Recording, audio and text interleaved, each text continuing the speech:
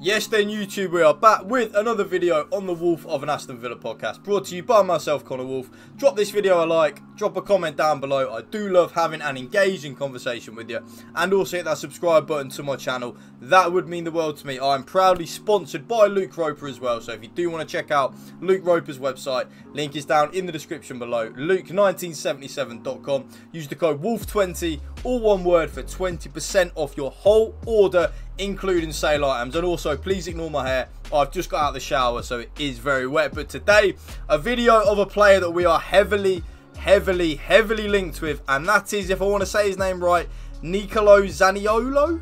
I've probably absolutely butchered his name, but we are heavily linked with him. So I'll show you right now. Understand, Aston Villa are working on a deal to sign Nicolo Zaniolo. I'm just going to call him Zan. Nicolo Zan. It's a concrete possibility being discussed on top of the names on the list. Villa director Monchi signed Zan at Roma from Inter, and negotiations will follow with Galatasaray. In the last two words, which probably in my opinion means it's going to happen, deal is on. And remember, Fabrizio Romano, tier 1 of tier 1, he will not put his name to stuff unless it is happening. So a little bit about Zan. He had two massive ACL injuries, which is probably a big worry for me. So in both knees as well, he's had one ACL to his left knee and one ACL to his right knee. So that for me is a bit of a red flag. But apart from that last injury in 2021, he has stayed relatively injury free. Nothing major, just the odd knock here and there, which again makes me think maybe now he's on the mend and he's good. The player value is 26 million euros. He does now play for Galatasaray. They did sign him from Roma, and in his 10 starts last season in the Turkish league, he did score 5 goals. He is a very versatile player. He can play as the striker, the second striker, the right wing. He is left-footed, and he is also 6'3", which I do actually feel like is something we lack. I do think we are actually quite a small team at Villa, so I think having like a big physical presence who is quite quick as well is a good thing. I think this signing for me is very good. I've always rated him. I liked him a lot actually when he was at Inter and Roma, but his injuries, that is the big concern. Are the injuries now going to hamper him? But it's the type of signing, when you think about it, that Unai Emery loves to make. If you actually think about the Villarreal team that got really far into the Champions League, full of like Lo Celso, a bit of a Spurs reject I want to call it, Coquelin, a bit of a Arsenal reject, full of these players that haven't really done well at their previous clubs. So I'm firmly behind this signing. I think it's the type of signing that can do really well. We are lacking in the attacking departments. Of course, I did drop a video earlier about Cameron Archer possibly leaving as well. I mean, I don't even think that's possibly leaving. I think Cameron Archer is 100% bish bash bosh gone. So we are very much lacking in that department. He can play anywhere across that front three, maybe by the left-hand side position, which with now Emiliano Buendía's injury, if any of you haven't seen, Buendía is actually now out for the whole season. Such a shame. I thought he had a really good pre-season and was pretty much nailed on to start against Newcastle on Saturday, but Buendía is out for the season, so I really feel we are lacking in that left-hand side. You know, we attack down the left in terms of like the fullback, and then the right back would be a traditional winger. I personally think if we were to sign Zani, I was calling him Zaniolo, I think he would play probably in that second striker role with Watkins, and then we'd play Diaby on the right-hand side in the right winger position, and then have Moreno in the left back in a couple of weeks' time when Moreno is back fit.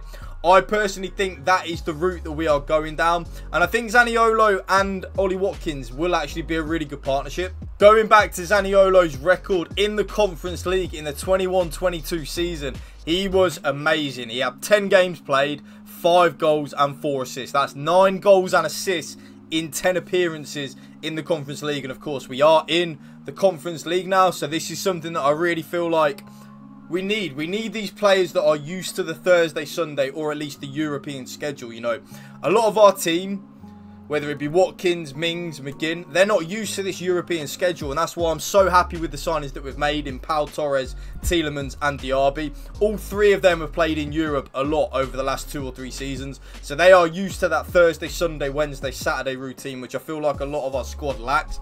Zaniolo, again, is the type of player that will be used to that European midweek to weekend schedule. I think that's a value that is very much underrated, and I feel like we really do need another attacker.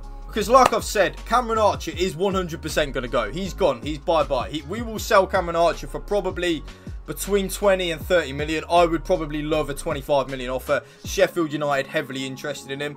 I think we will sign another attacker with Zaniolo. I think Zaniolo is kind of like that second striker role.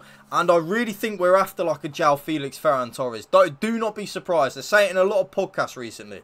The longer and longer and longer the João Felix doesn't get his move, the more I think we are a serious player in that market. Like, João Felix will not play for Atletico Madrid this season.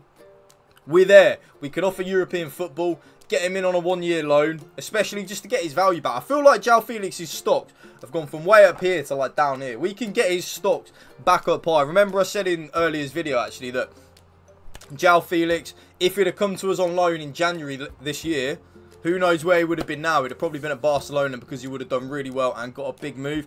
And this is the type of move, again, with Zaniolo that I think will work. Because with Zaniolo, he's had some really awful injuries, really. But if he can come to the Premier League, work under Unai Emery. Monchi, of course, did sign him at Roma. Monchi knows him. And Monchi, you've got to remember, Monchi has got this world-renowned reputation. So if Monchi is allowed to work his magic, which he will, of course, with Emery, and Monchi says, look, Zaniolo, believe you me, he can play. He can fit our system and he can work. Just trust me on this. Then I'm all for it. Like, we need to learn to trust these type of players, these type of people. Just because they haven't done well at a team before or they do have a bad injury record, maybe coming to Villa and a fresh start can work. I always remember Tyrone Mings. Tyrone Mings had an absolutely awful injury record pre-Villa, didn't he? Like, genuinely awful. He had so many injuries, it was ridiculous. I could probably name to you on one hand the amount of games that Tyrone Mings has missed for us for injury. Come to Villa and he's fine. We have got our customary 1-year absence from the team, and that is, of course, Buendia, though. Last season, it was Diego Carlos.